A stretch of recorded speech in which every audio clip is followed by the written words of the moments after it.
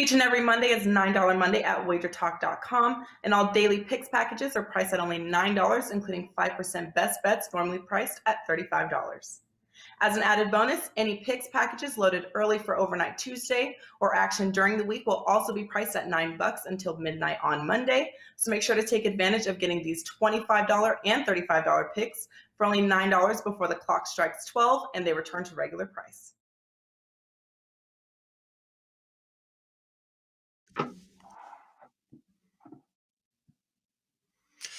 How's it going, guys? Welcome back right here to Wager Talk TV. Happy Monday. Happy $9 Monday.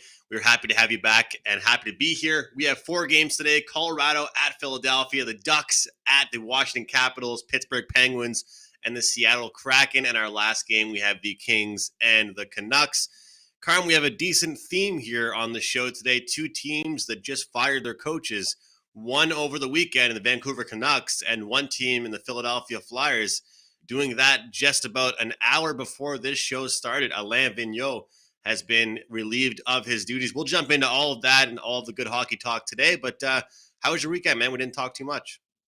Yeah, no, it was a quiet weekend. I do what I normally do, which is I stay off social media from pretty much from Friday midnight and spend time with either friends and family or both. And caught a lot of games this weekend. Had a friend's 50th birthday party on Saturday where I ran into the Prez, friend of his as well too, and watched some of the games. And then yesterday NFL, just a action-packed NFL card. So looking forward to NHL. I didn't play a single NHL game yesterday, Andrew, because I was out for the most part watching football with friends and didn't get a chance to look over the card and didn't just want to randomly play any teams and stuff. But it's a busy weekend ahead, man, or a busy week ahead. There's a ton of games and action. Some surprises on the weekend, of course, but it's an action-packed and some pretty interesting games tonight. I was reading some of the Frank Saravalli's, tweets and the one about Vigneault being gone, and it's just be interesting to see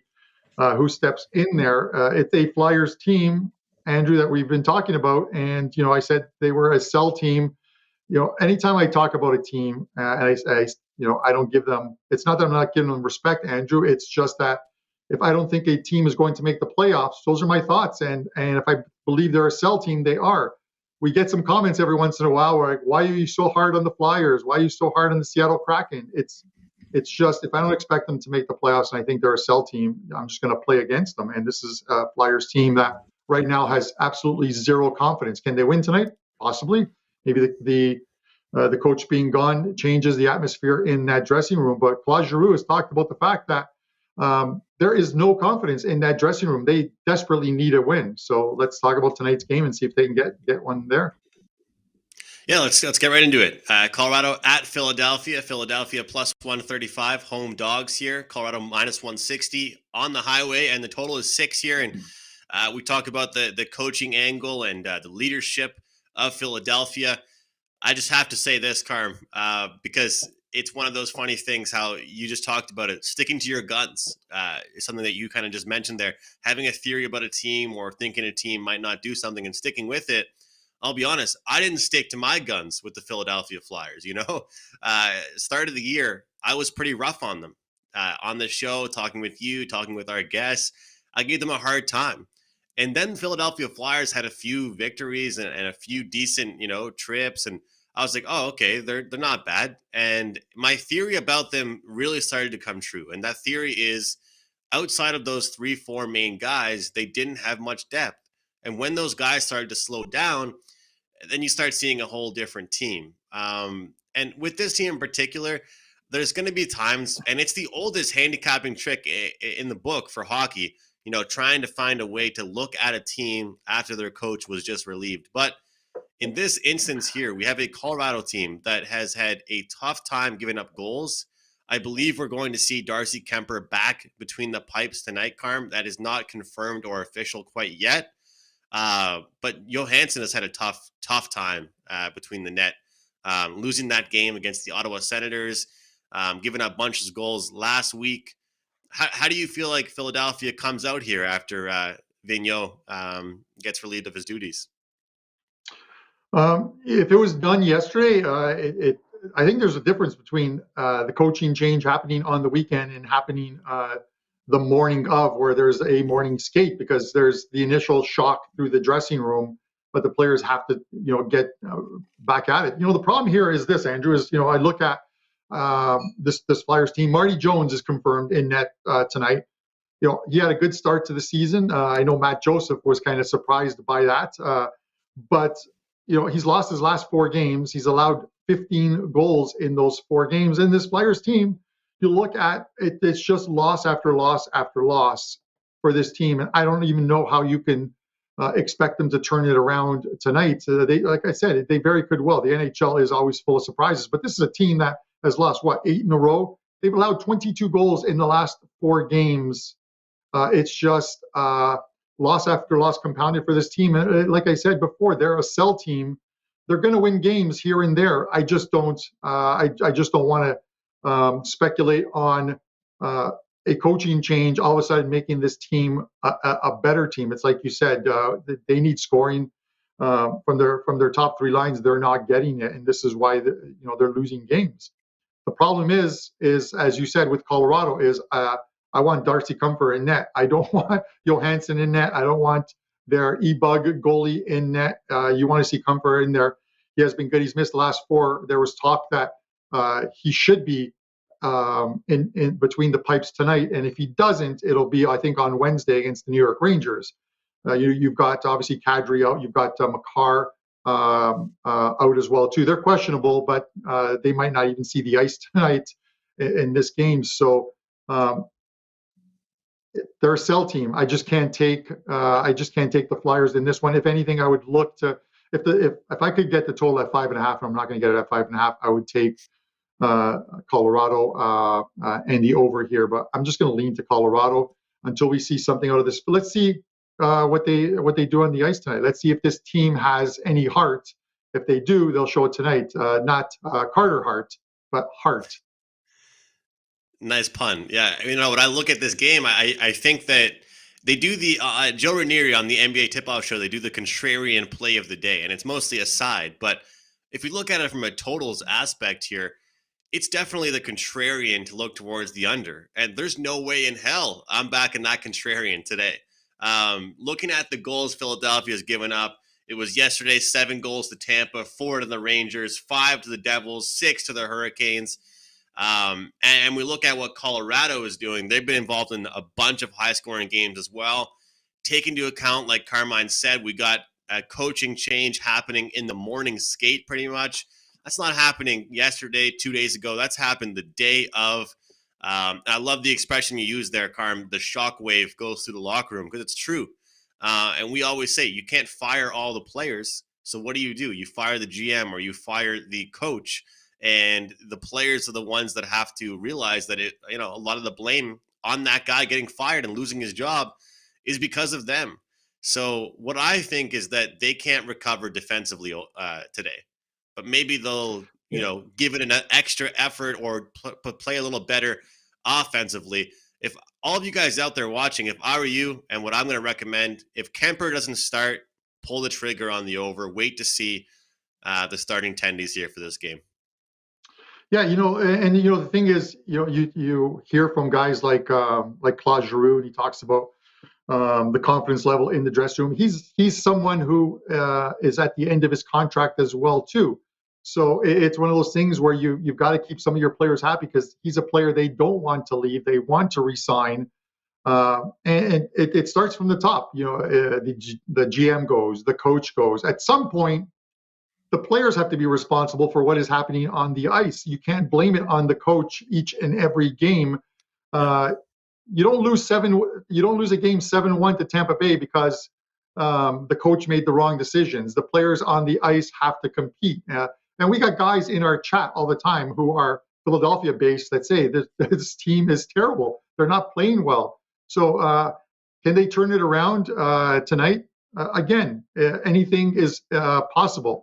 The Ottawa Senators beat Colorado, so Philly possibly could. I don't know. Marty Jones hasn't looked good. Maybe there's maybe a commitment to defense tonight. I don't know, but Yeah. There's no way you're going to get me to put any money on this Philadelphia team, and I'll wait to see who the confirmed goalie is. If it's Comfort, I'm taking Colorado. If it's anybody but Comfort in net tonight, I'm just going to pass on the game. Yeah, it should be a good one. Well, it's interesting to see how these teams bounce back. But yeah, like you mentioned, Colorado as well, though, Carm, they're not really playing great defense either. So losing a game to the Ottawa Senators. So we'll see what happens here tonight. Both Carmine and I looking towards the over 6. Wait until those goaltenders are confirmed, though, guys, and make sure we get that third string goaltender in net for Colorado. Washington at home, minus 210. Against the Anaheim Ducks, who are plus 175 on the road. Total is at 5.5 in this game here.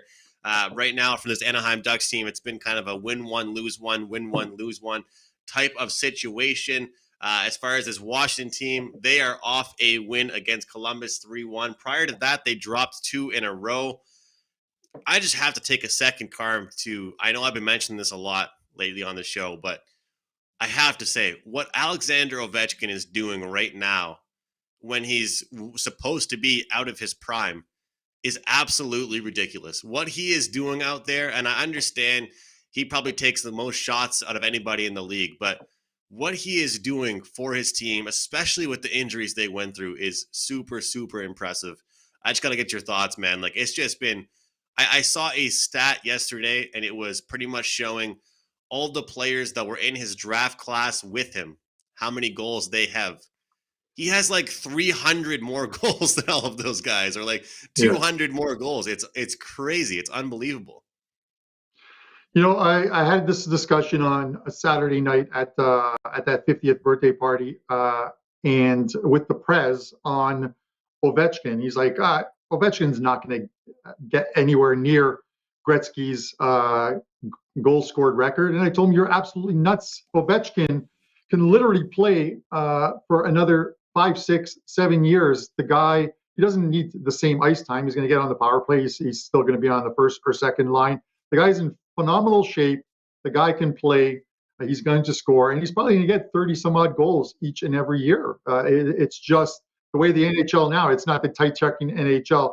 You're still getting goals scored, and he is still scoring. I've seen no letdown from this guy. You know, we all love Gretzky, but Ovechkin has Gretzky in his vision, that goal scoring record, and I think he's going to get there. I think, barring an injury, and knock on wood that doesn't happen, he's going to get there. You know, but looking at this game, Andrew, and this is how we get it wrong sometimes. I'm not sure what it was that said it. It could have been the Prez, so I'm kind of hanging him out because he's not on the show today. But he did say, just bet all team totals for Anaheim under, and you'll make money. And I think I echoed the thought as well too. But this Anaheim team is scoring goals. 10 games on the road this year, they've gone over the total. 7 of those 10 games, they've scored 35 goals. They have scored 35 goals on the road. This is why they are winning some games. Even at home, their home record is much better than their road record, but they're winning games this year because they're scoring goals. You look at their games in their last 10 games, and games that they would normally lose when they allowed 4 or 5 goals are games that they're winning. 6-5 over the Vegas Golden Knights, 5-4 over LA. They're winning games by scoring goals. At some point, regression is going to kick in. They're not going to score those goals, but I don't want to lose any money while waiting for it to happen. So I'm just going to kind of wait it out. I do like Washington tonight. I do like the fact that Anaheim's games have gone over the total on the road, like I said, 70% of the time in a short span. So I'm going to look at the over here. It's 5.5 and take that. Washington's a very good home team, 8-1-4 thus far this year. Only 1 regulation loss at home, and that was 2-1 to the Flyers. So I'm leaning Washington here and the over. I'm right there with you with Washington. I'll be looking at them in regulation, and I like the fact also that Anaheim beat them the last time these two teams played 3 weeks ago. I do like that. That was at Honda Center in California, so now the Capitals get their chance to get revenge playing at home. And you're right, Carm. I said at the start of the year when Anaheim went under, what was it, like the first 7 out of their first 10 games, I was like, Carm, we should just bet under on every Anaheim game. It's going to be easy. And then they turn into be a big over team because they're getting 5.5 every single game. Yeah, Andrew, listen, we talk about all the time. We get things wrong. We're never going to be perfect on the show. We're going to get opinions wrong. I want to go back to the weekend and just go off topic for a little bit, and talk about like the Islanders. I had the Islanders on Saturday as a 5% play, laying about $1.15 against Detroit. The game goes to overtime. The minute the game goes to overtime, I get that Buster feeling in me where I just know it's not going to go my way. I still think the Islanders are a bye team. They lose another shootout game yesterday, so they're picking up points, but they're just not picking up wins. And you know what? Picking up points and not winning it's a loss. It's what it is. But they still have a schedule that I'm still going to take them. I'll probably play them in their next game and the game after that. The wins are coming. They're off the COVID list. The players are coming back. Obviously, once they get Brock Nelson back, they'll be a much better team. He's their top scorer. But again, we get the opinions wrong. But this is still one I'm sticking to as far as like the Islanders go. I didn't want to go off on a tangent, but wanted to mention the fact that I did lose a play on the Islanders on the weekend. So back to you, Andrew. And it's going to happen, Carm. And no, and just to your point there about I like bringing up stuff like that about the Anaheim Ducks, mentioning my thoughts on the under because it's actual, betting talk. It's actual info because we're talking about how we've changed our mind about a team, right? And it's okay, and it happens. You're not going to have a thought about a team that goes exactly the way you want it to. The problem is, when are you going to change your mind on that? And with the Anaheim Ducks getting these 5.5s as a total, I've definitely been looking more towards the over than the under now. And at the start of the year, I thought they would be a dead nut under team. So I've definitely changed my mind, and that's completely all right. Speaking of changing my mind, I have not changed my mind about the Seattle Kraken, despite some of the games they've played in that have surprised me, just like their game against the Edmonton Oilers. The Pittsburgh Penguins are minus 125 on the road. They are in Seattle to take on the Kraken.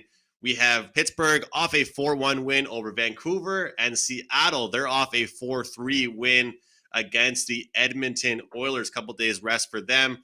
But that was a pretty hard-fought game for them. They kind of played, the upset role in that game, and that was actually after a road trip. They were still settling in back home, and they put up some goals, Carm. I mentioned on the show several times, I felt like they're going to be a different team at home. I'll look towards more overs for Seattle at home.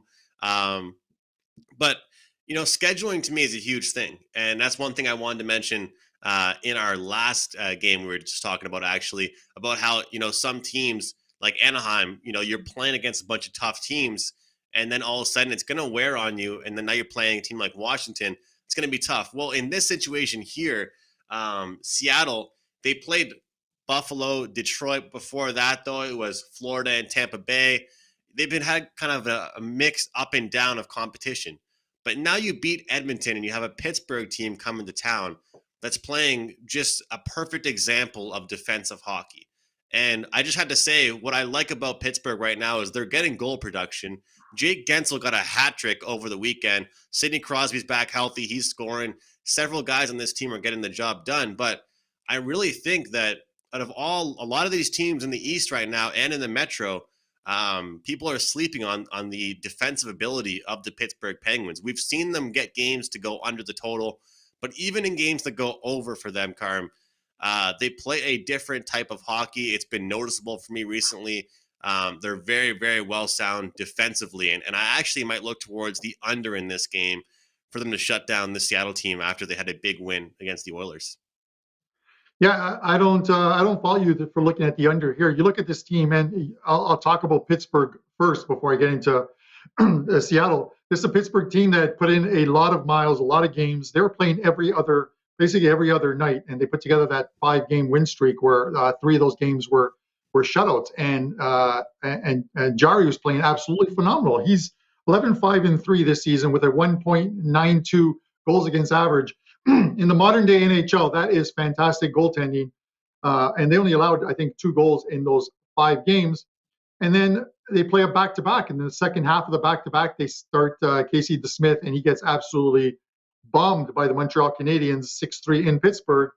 Then that losing starts, Andrew, and we talked about it. When a team has a big win streak, or a big losing streak, and they finally get that win or a loss. Sometimes you want to fade them again in the next game. They lose to the Flames, they lose to Edmonton. You now have, I think Tristan Jarry hopefully is back in net tonight. If he's not, I'm not touching this game, but I believe he will be in net tonight. But here's the thing: is after playing those back every other night and back to back, they finally got a couple days of rest after that game in Edmonton before they played Vancouver, and they got back to that defensive game. Maybe they just needed a couple days off. We'll see, but I think they're ready for to put together another run like they just did very well defensively. They got to put Jarry in net tonight, finish this road trip off on a winning note, and head back home. And then you got like Seattle. And again, the comments: why are you so hard on Seattle? They beat this team and this team and this team. It's the NHL. The Buffalo Sabres beat the Edmonton Oilers and beat Washington. It's going to happen. I don't discredit Seattle. They are winning games. They put together a nice 5-1-1 run, but they've got some players out of the lineup now. You know what I mean? Like missing Schwartz, missing Eberle. Those are two big misses for this team. When you put together a team and they're playing together, their first full season together, it's going to take some time for those guys to gel. It's just going to happen. You take 20 or 25 different players and bring them in who haven't played with each other. It's going to take them so well. They're stringing some wins together, and they look good doing it. 5-1-1 is a very respectable record. I think they're just running into a Pittsburgh team that defensively are playing well again, and I just think the price is short. I think Pittsburgh should be about 20 cents higher at about -141, -145. So I'm taking Pittsburgh tonight. Great stuff, Carm. Yeah, I love everything you just said there, and I completely agree with it. And you can look at certain spots that just might be down spots for a team. That's what Pittsburgh went through for a couple games, like you just talked about there. And I love what you said about Seattle. It's because we have our ways that we think about certain teams. And like you said, you know what? This team is going to get upsets. They're going to upset certain teams. They're going to get the job done against an Edmonton, against a Florida every now and then. But I'll tell you one thing. Pittsburgh is a better defensive team than Florida. Pittsburgh is a better defensive team than Edmonton. And we're going to see that on display tonight. Carm uses the term short price here. I think it definitely is. And let's not forget as well, no Captain Giordano, a couple other guys with the question mark next to their name here in this game. Carm mentioned the rest. I think it's an agreement here. We're both on the Pittsburgh Penguins on the road. A couple losses for them in a row, including my Montreal Canadiens. It's time for this Pittsburgh team to develop another winning streak, and that starts tonight against the Seattle Kraken. Let's get into the Kings and the Vancouver Canucks. The Kings are on the road. They are +115. We have the Canucks listed at -135. And this is the game where, in particular, I want to look at the coaching angle here, because when you have fans yelling, fire Benning, who was the GM, and then you have, people talking about the coach and the post-game interviews we've seen from Travis Green, you could just tell his frustration level, Carm, was just over the top.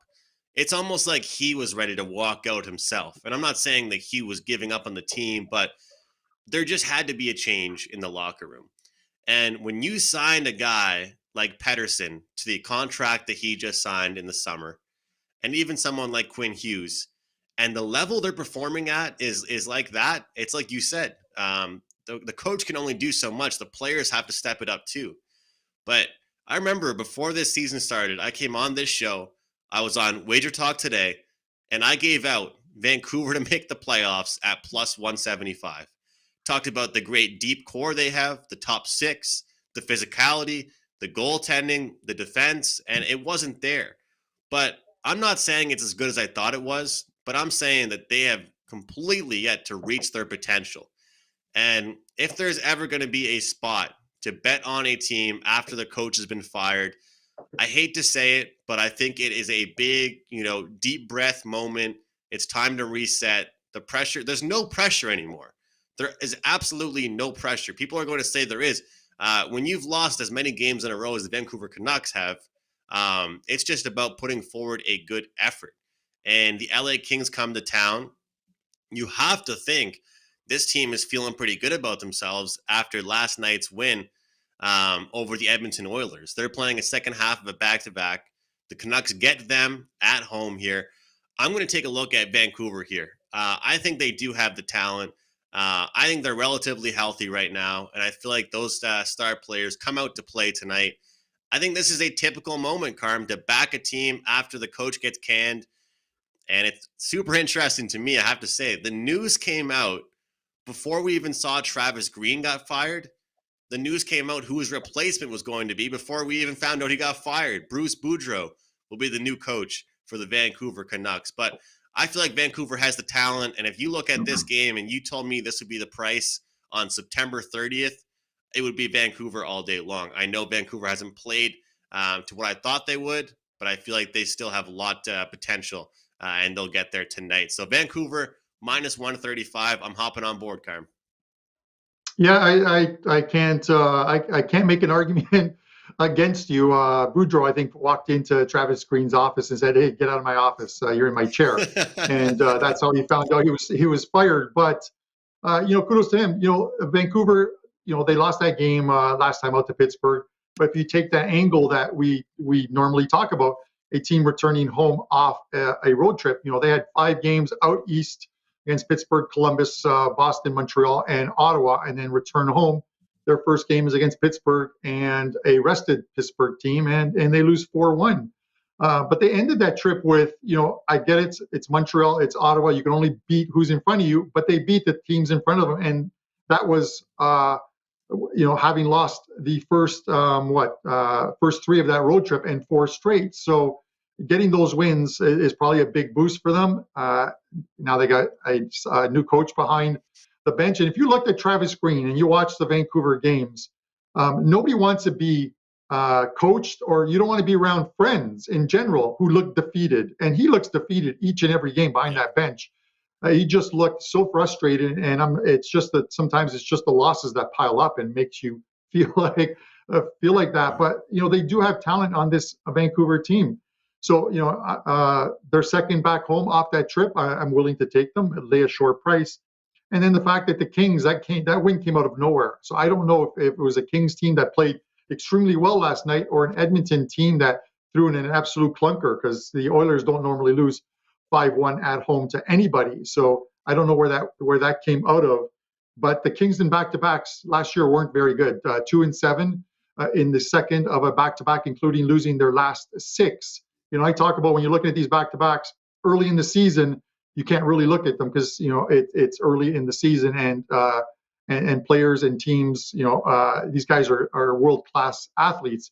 But when you get into the grind of the middle of the season and the tail end of the season, the back-to-back stats are very important. You got to look at them, especially with who your goalie is going to be in the tail end of the back-to-back. So I'm willing to lay the price here, the minus 135 with Vancouver, and hope to see an inspired effort by them tonight.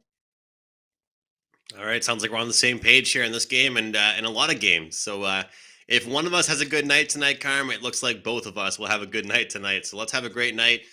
Start this week off on a great note here. And I got to correct myself because I hate giving out false information. I did say they're on a big losing streak, and you did kind of correct me there. They're on a losing streak against any good team. They did beat my Montreal Canadiens, and they did beat the Ottawa Senators, so I do want to correct myself. They aren't on a big losing streak, but take away those 2 wins, and they're on a pretty big losing streak. It is $9 Monday at WagerTalk.com. Every single play is listed at $9. It doesn't matter if the play is today, tomorrow, on the weekend coming up. It is $9 if you buy it today. Carm, what do you have up for today, man?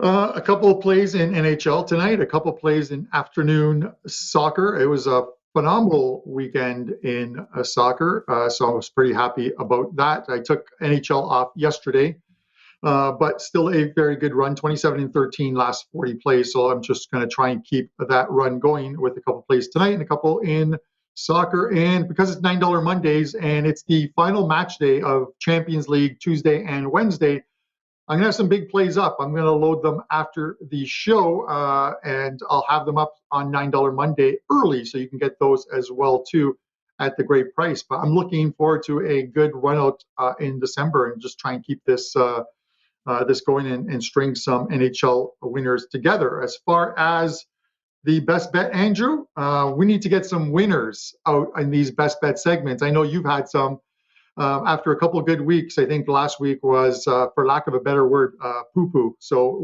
let's make it a little bit better. I'm going to go to the Washington game. We talked about it earlier. I'm going to go over the 5.5 goals.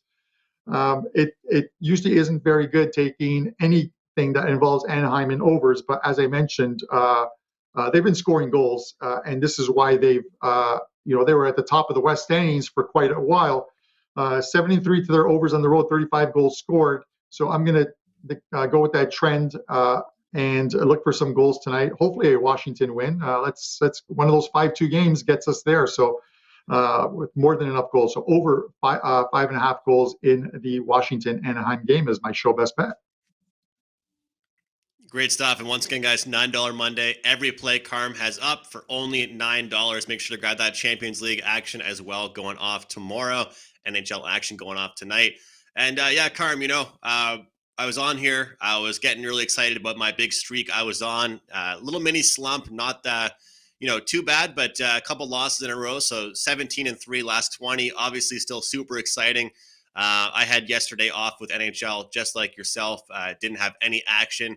But back with it tonight. I have 2 plays, but one of the plays is going to be my best bet. So you guys don't have to make sure you can buy that. The one play you can find up at WagerTalk is going to be my only client play that I release as far as best bet goes. The other play will be just a small play. Got college hoops action and potentially 1 or 2 NBA. So a loaded slate here for me tonight at WagerTalk.com, $9 Monday. My best bet is going to be the Vancouver Canucks minus 135. I'm going right back to it. We just talked about the game, so I won't take too much time talking about it. But Carmine mentioned, dating back to a long time ago, pretty much, this LA Kings team off a back-to-back, second half of the back-to-back. Also, off a win like the one they had yesterday was completely shocking to me.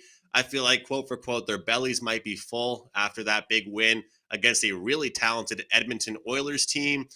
And you take a look at this Vancouver Canucks team, you talk about a team that needs to give a good effort. Tonight is the night for that. They need to show themselves that they, their coach got fired. They have to play a better brand of hockey. It starts with their defense, starts with their goaltending. But the star players have to step up, and I believe they will tonight. So give me Vancouver on the money line, minus 135, the oldest handicapping trick in the hockey book, backing a team after their coach gets canned, see if they can turn things around. I'm on Vancouver, money line, minus 135. Carmine has Anaheim and Washington up and over 5.5 at minus 125. We'll be back tomorrow with Mr. Don Buster on this show. Always good to have him on the show. On behalf of Carm, I'm Andrew, and we'll see you guys tomorrow.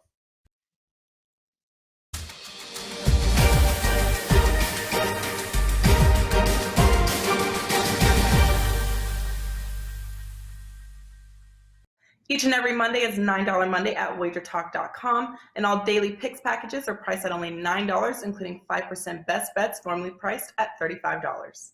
As an added bonus, any picks packages loaded early for Overnight Tuesday or action during the week will also be priced at $9 until midnight on Monday. So make sure to take advantage of getting these $25 and $35 picks for only $9 before the clock strikes 12 and they return to regular price.